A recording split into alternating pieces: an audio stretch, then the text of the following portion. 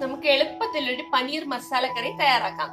അതിന് വേണ്ട ingredients: 200 gram paneer, 2 ചെറിയ തക്കാളി, 2 ചെറിയ സവാള, 2 ചെറിയ പച്ചമുളക്, കുറച്ച് ഇഞ്ചി വെളുത്തുള്ളി പേസ്റ്റ്, കുറച്ച് ജീരകം, കുറച്ച് ബട്ടർ, ശകലം മഞ്ഞപ്പൊടി, ശകലം മസാലപ്പൊടി, ആവശ്യത്തിന് ഉപ്പ്, കുറച്ച് മല്ലിപ്പൊടി, കുറച്ച് മുളക് പൊടി, പിന്നെ ലാസ്റ്റിൽ കുറച്ച് പാല്. ഇത്രയാണ് ഇതിന് വേണ്ട സാധനങ്ങൾ. ഈ സവാള ചെറുതാക്കിയിട്ട് ചോപ്പറിൽ നമുക്ക് അരിയാം.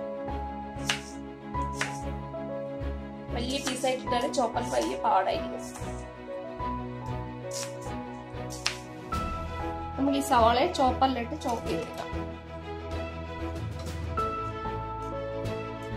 വലിയ പീസായിട്ടിട്ടാൽ അടിക്കാൻ വലിയ പാടായിരിക്കും.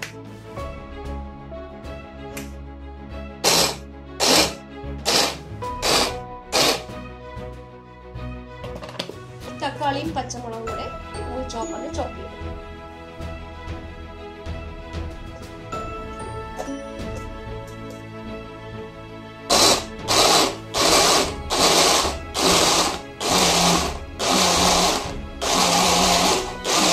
ക്യൂബാണ് നല്ലത്. അത് വളരെ ചെറിയ ക്യൂബായിട്ട് കട്ട് ചെയ്താൽ മതി. ചെറിയ ക്യൂബായിട്ട് കട്ട് ചെയ്യുന്നതിന് ടേസ്റ്റ് കൂടുതൽ.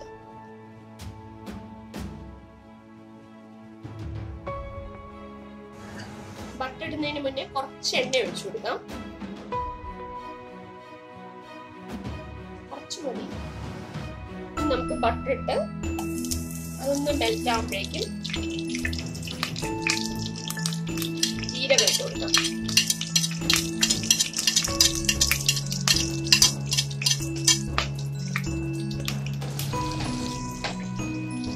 ജീരകം ഒന്ന് ചുമന്ന് കഴിഞ്ഞ് അപ്പോഴേക്കും നമുക്ക് ചോപ്പ് ചെയ്ത് വെച്ച് സവാള ഇട്ട് കൊടുക്കാം.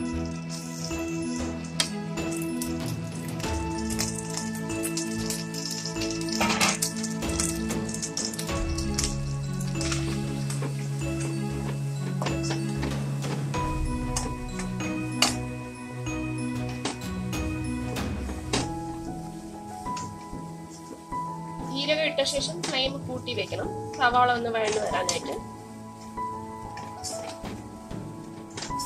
അതിനൊപ്പം തന്നെ ഇഞ്ചി വെളുത്തുള്ളി പേസ്റ്റും കൂടെ ഇട്ട് കൊടുക്കാം.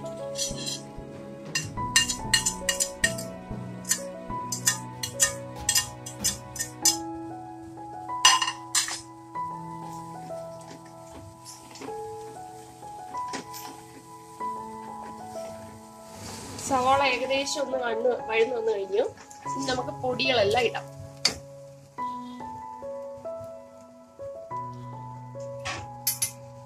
തീ കുറച്ച് വെച്ചിട്ട് ഒരു സ്പൂണ്, ഇത്രയും, ഒരു ടീസ്പൂൺ മുളക് പൊടി. കാരണം 2 പച്ചമുളക് എടുത്തിട്ടുണ്ട്, ഇത്രയും മതിയാവും.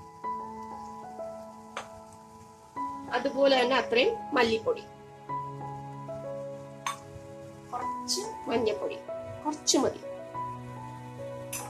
മസാലപ്പൊടി ഇപ്പൊ എടുത്തില്ലേ, അത്രയും.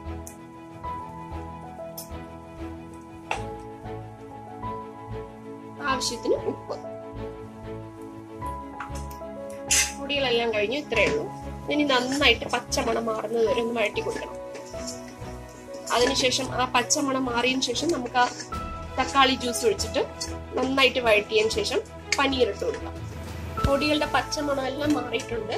ഇനി നമുക്ക് ഈ തക്കാളിയും പച്ചമുളകും കൂടെ ഉള്ള ജ്യൂസ് ഒഴിച്ചു കൊടുക്കാം.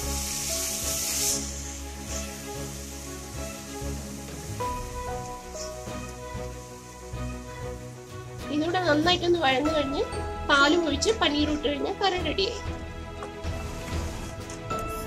തക്കാളി ഏകദേശം ഒന്ന് വഴണ്ട് വന്നു കഴിഞ്ഞു. കുറച്ച് നല്ല ഡ്രൈ ആക്കണമെങ്കിൽ അങ്ങനെ ആക്കാം. അതല്ലാതുണ്ടെങ്കിൽ ഇതേ പരുവത്തിൽ തന്നെ നമുക്ക് പാലൊഴിക്കാം. പാലൊഴിക്കാൻ പോകണം. പാലിന്റെ അളവ് പറയാത്ത കുറച്ചേ ആവശ്യമുള്ളൂ. ഞാൻ ഒഴിക്കുന്നത് ഇത്ര, ഇത് മതി. ഒന്ന് തിളയ്ക്കുമ്പോഴേക്കും നമുക്ക് ആ പനീർ ഇട്ട് കൊടുക്കാം. പനീർ ഇടുന്നതിന് മുന്നേ തന്നെ ഉപ്പ് എല്ലാം കറക്റ്റ് ആണോ എന്ന് നോക്കിക്കൊള്ളണം. അതിനുശേഷം പനീർ ഇട്ടാൽ മതി. പാല് തിളച്ചു കഴിഞ്ഞ് കണ്ടില്ലേ, ഒരു ഗ്രേവി പോലെ ആയി വന്നപ്പോഴേക്കും നമ്മൾ ഈ പനീർ ഇട്ട് കൊടുക്കുക.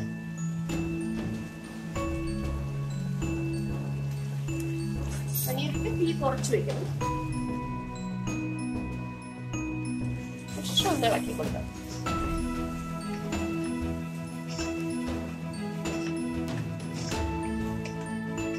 2 മിനിറ്റ് ഒന്ന് മൂടി വെച്ചതിന് ശേഷം പനീർ കറി റെഡി ആയിട്ടുണ്ട്.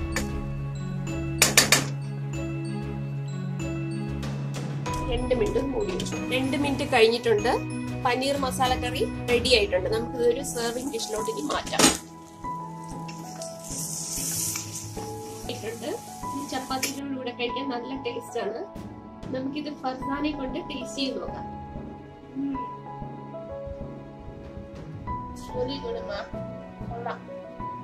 അടിപൊളി.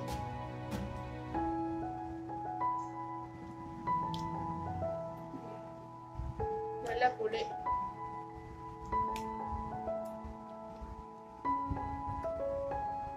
എല്ലാവർക്കും ഈ വീഡിയോ ഇഷ്ടമായെങ്കിൽ like, share and subscribe. And don't forget to leave your comments and suggestions below. Bye.